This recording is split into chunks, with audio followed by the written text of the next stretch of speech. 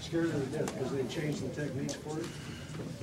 I used the old technique and they were using the crab technique. And so to me, I just made this going to be long and easy. Yes. To the ground, all that sort of thing. Sugar. Good evening, Chuck. Congratulations. Thank you.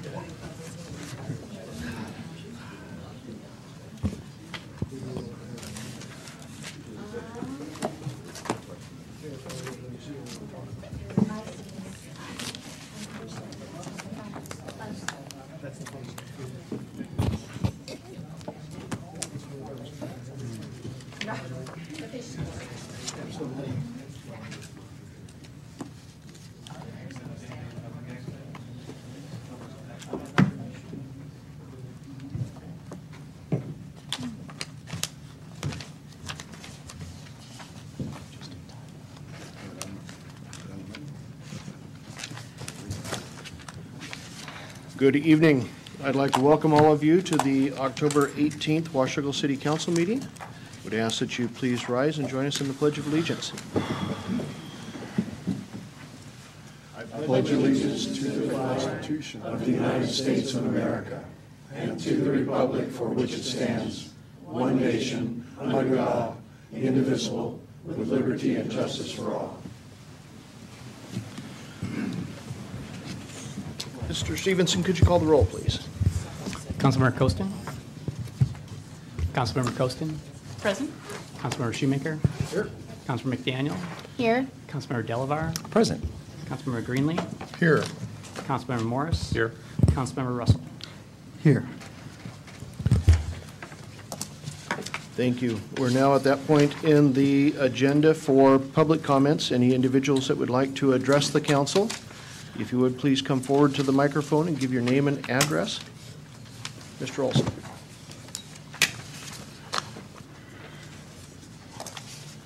Harvey Olson, 3903 R Street. I have a few comments here on a variety of topics. It'll be less than 3 minutes. The first responder resolution that was passed by the City Council. You folks are trendsetters. The first one in the state of Washington. But I was up to my daughter's house this last weekend, about 200 miles north of here. She watches different TV shows than I do. And at the end of one of the shows, an announcement was made that Governor Gregoire was going to propose a statewide day to honor first responders. And I just wonder which one of you put the bee in her bonnet. You know, you guys are first, so she's second place as far as I'm concerned. And I wonder what the significance is of November 30th, the date that she is proposing that happens statewide. Might be her birthday, I don't know. That's one thing. Then, Mayor, I saw your picture in the paper, and I want to thank you for your contribution to building a house. But unfortunately, all I saw was the top of your head because you were bending down and pounding a nail like that, and I would think the least you could have done was to stand up and pound a little higher so everybody can see our mayor. I think I'd actually fallen. Anyway, a little more to, I've talked before on grant monies and stimulus monies. And I just read in the paper that this year, 37 cents of every dollar the United States government spends will be borrowed. 37%. Now, grant monies and stimulus monies that are applied for, as far as I'm concerned, will be from China, since they're the country that is loaning most of the 37 cents out of every dollar spent. The council this year hopefully will resist the temptation to apply for all grants and our stimulus monies Why give the Communist government of China additional monies over and above the approximately $300 billion a year in balance of trade difference? Then there's something that I think has already been addressed by the city administrator and the finance person, that repossessions of houses, it's just really out of sight this year, about 1 million nationwide. And of course, if the repo, who's going to pay the property taxes, which the city of Washougal relies on monies for their budget.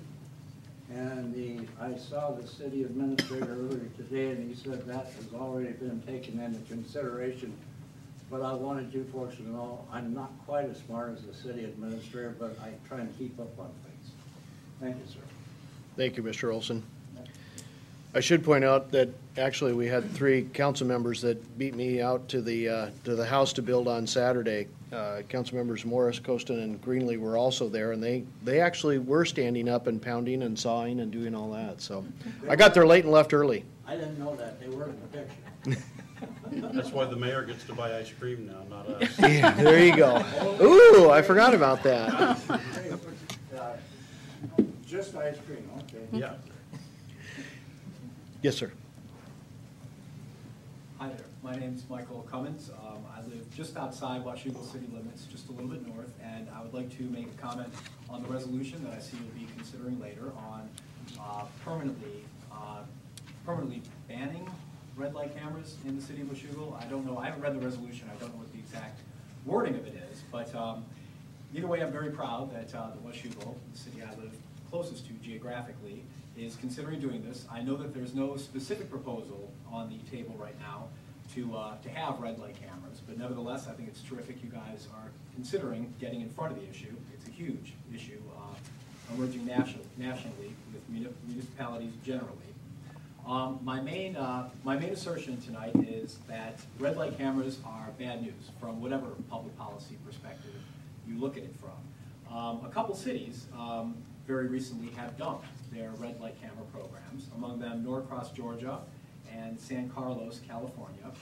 With both of them, for a couple different reasons, they were very simply forced by, in Georgia it was the Georgia State Legislature, they were forced to increase the length, the duration of their yellow lights at red light camera intersections. Lo and behold, when they did this, red light camera violations virtually disappeared. And the programs that they had turned from lucrative programs to boondoggles. Either way, doing this, increasing the yellow light duration, if you are considering red light cameras, which I know you're not actively, it's clearly a much more citizen-friendly way to decrease problems with red lights. That's not to say people never brazenly run red lights. I do know that happens. But there is evidence that in terms of safety, red light cameras can do more harm than good. There was a June 2007 study done by the Virginia Transportation Research Council that showed that in Virginia, intersections with red light cameras, they did see a very slight decrease in accidents that happen within intersections, a very slight one. But there was a marked increase in rear-end collisions that occurred in the periphery of those intersections. 27% or 42%, depending on the statistical method they used. And in the study, they chart out both ways. But even 27%, that's pretty bad.